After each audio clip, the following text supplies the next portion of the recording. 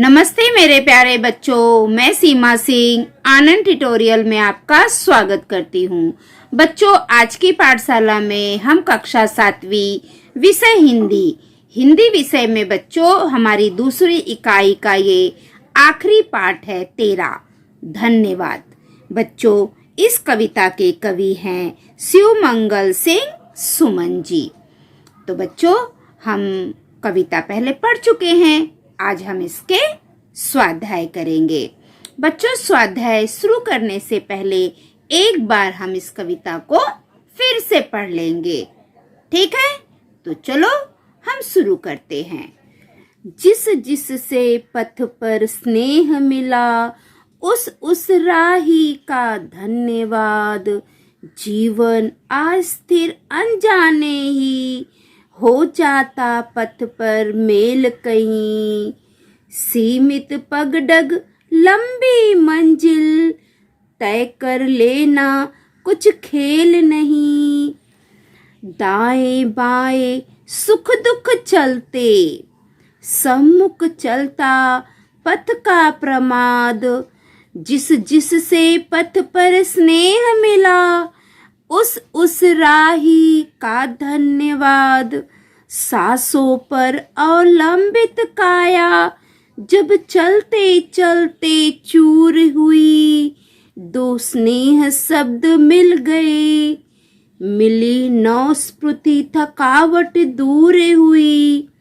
पथ के पहचाने छूट गए, पर साथ साथ चल रही याद।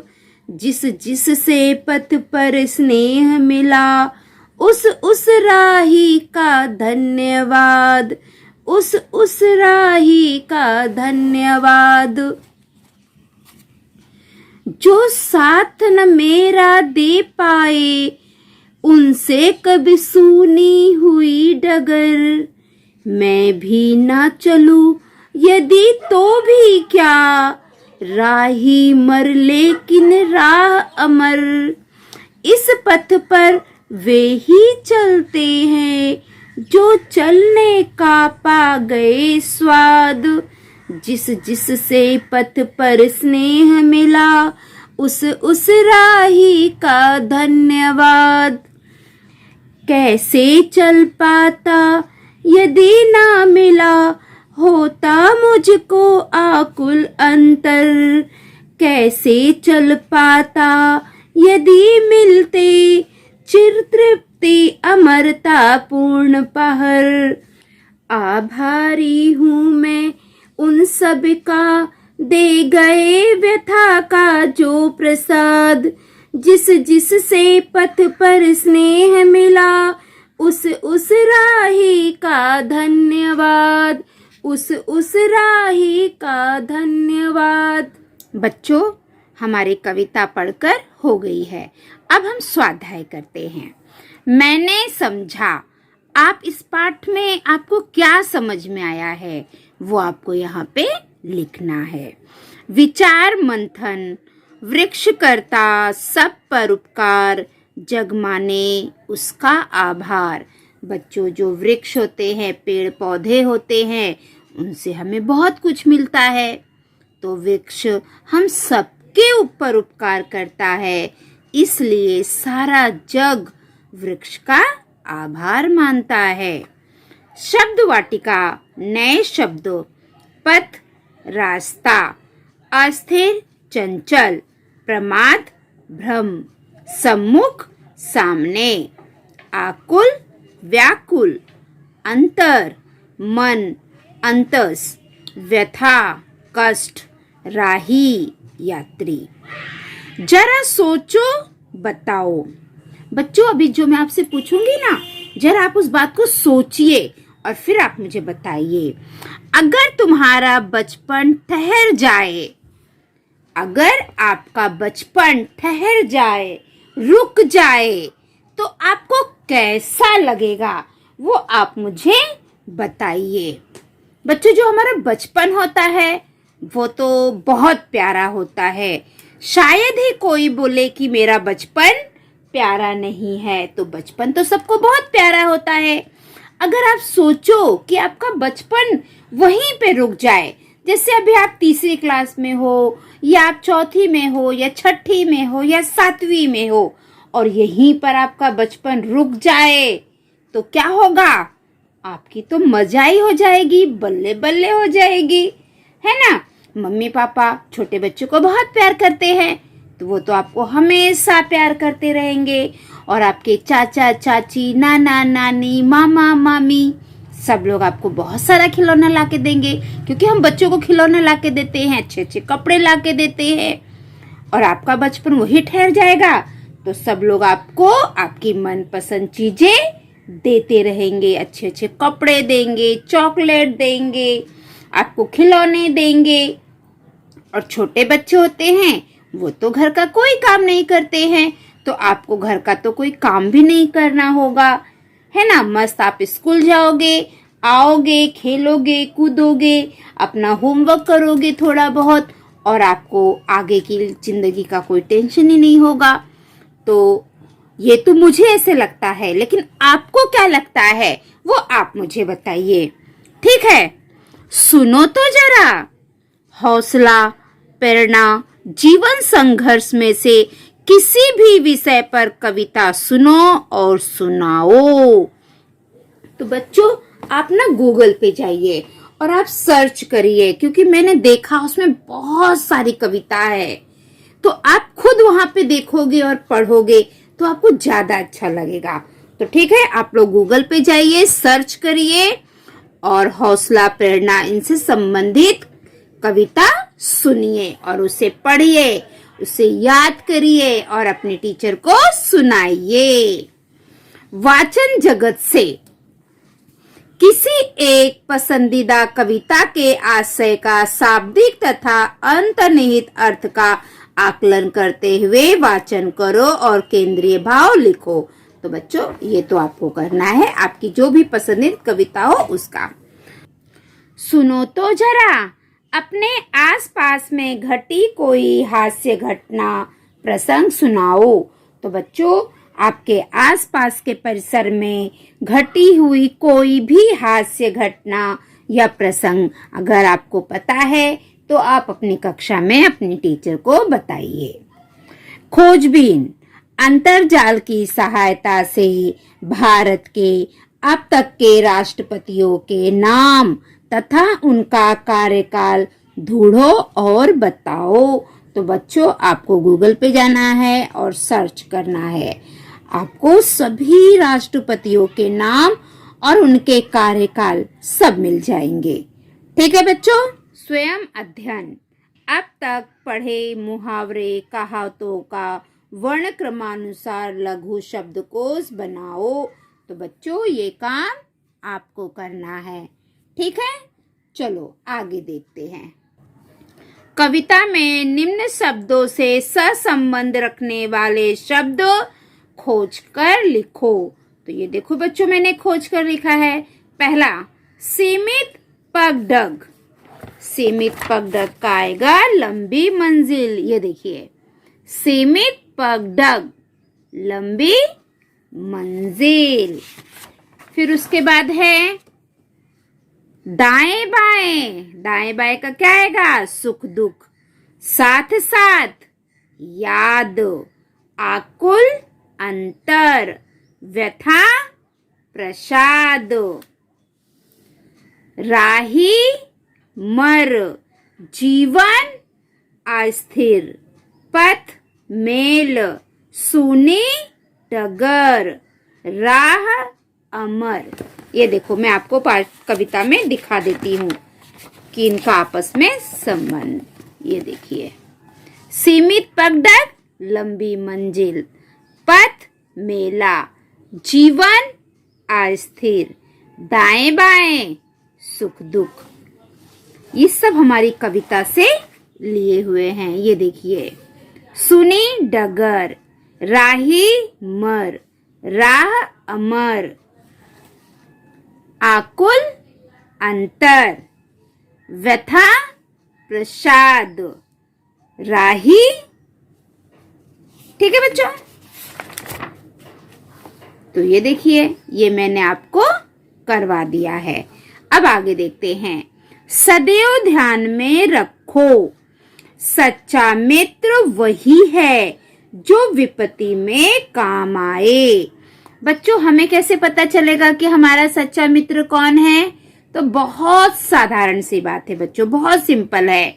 जब हम कभी मुसीबत में फंस जाएं, तो उस समय हमारा जो मित्र हमारे साथ खड़ा रहता है, हमें मदद करता है, वही हमारा सच्चा मित्र है।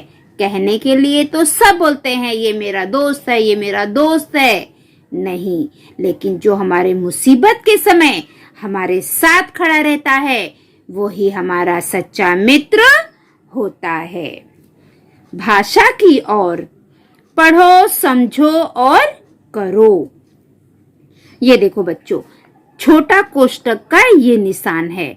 जब हम छोटा कोष्टक लगाते हैं तो ऐसे निशान लगाते हैं, और ये बड़ा वर्गाकार कोष्टक का निशान है, और ये है मझला सर्पाकार कोष्टक का निशान, और ये क्या है? हस्पद। छोटा कोष्टक, पहला, सागर, आश्चर्य से आप मेरा इंतजार कर रहे हैं। ये देखो बच्चों, छोटा कोष्टक लगा है। दूसरा, निम्न प्रश्न हल करो।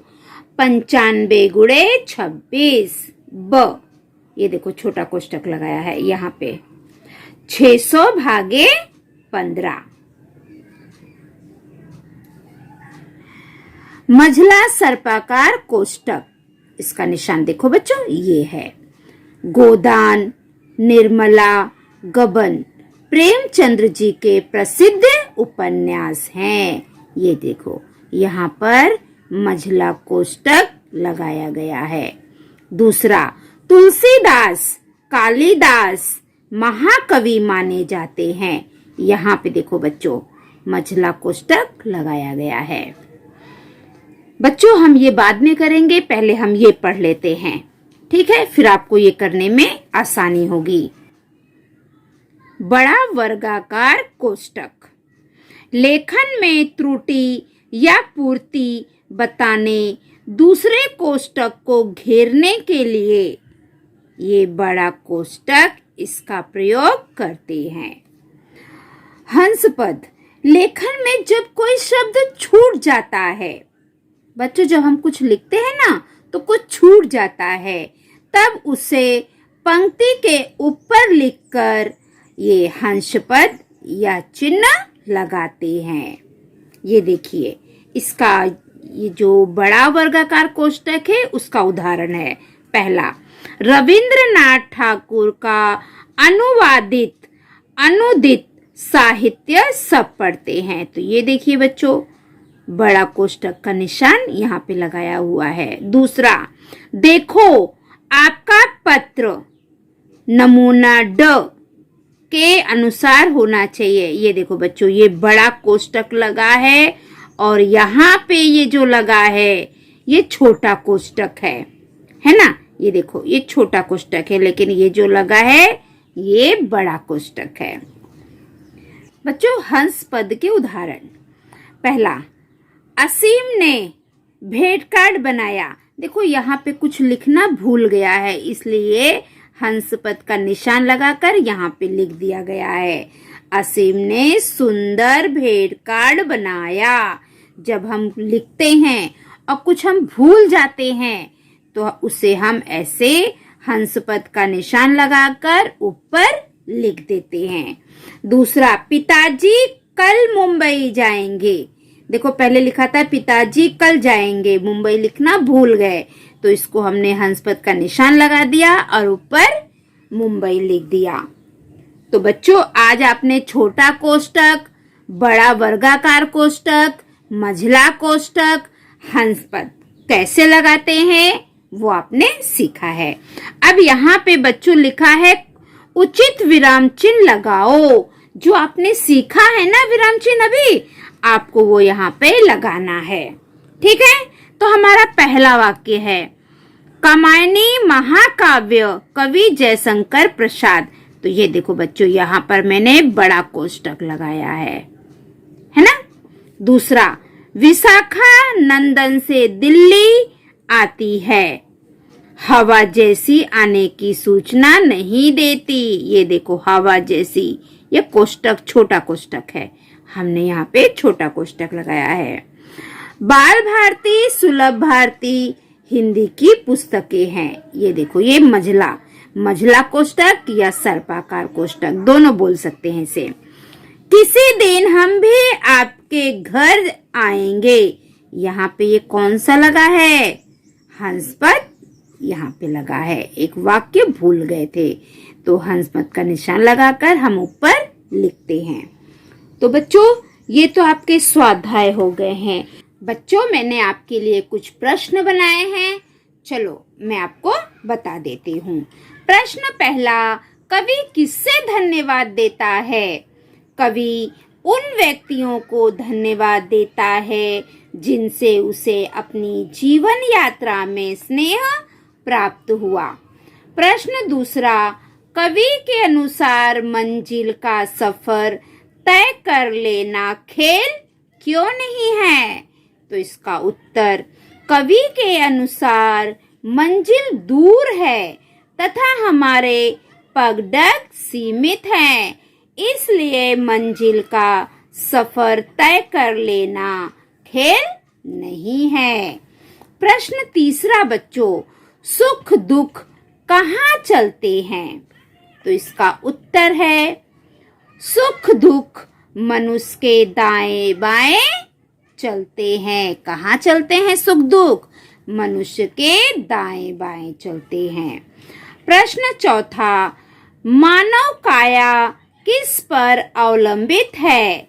उत्तर, मानव काया सांसों पर अवलंबित है। प्रश्न पांचवा, राही तथा राही के बारे में कवि की क्या राय है? कवि के अनुसार राह अमर है किंतु राही नश्वर है। छठा और आखिरी प्रश्न, कवि किनके प्रति आभार प्रकट करता है? उत्तर, कवि उनके प्रति आभार प्रकट करता है जो उसे दुख व्यथा का प्रसाद दे गए हैं। ठीक है बच्चों, तो बच्चों हमारी जो आज की पाठशाला है वो यहीं पे समाप्त होती है। अगर आपको मेरी पाठशाला अच्छी लगती है तो मेरे पाठशाला को लाइक करिए, सब्सक्राइब करिए, कमेंट करिए और अपने दोस्तों में ज्यादा से ज्यादा शेयर करिए ताकि मेरी पाठशाला का लाभ सभी बच्चे ले सके। अगर आप मेरे पाठशाला में नए हैं और आप मेरी पाठशाला देखते हैं और आपने अभी तक सब्सक्राइब नहीं किया है तो सबसे पहले आप मेरे पाठशाला को सब्सक्राइब कर लीजिए और जो घंटी का चित्र है उसे ऑन कर दीजिए ताकि मैं जो भी वीडियो डालूं वो सबसे पहले आपको मिले और आप सभी बच्चे अपनी पढ़ाई अच्छे से कर सको। ठीक है बच्चों, तो अगली पाठशाला में हम कल फिर मिलेंगे। तब तक के लिए बाय बाय बच्चों।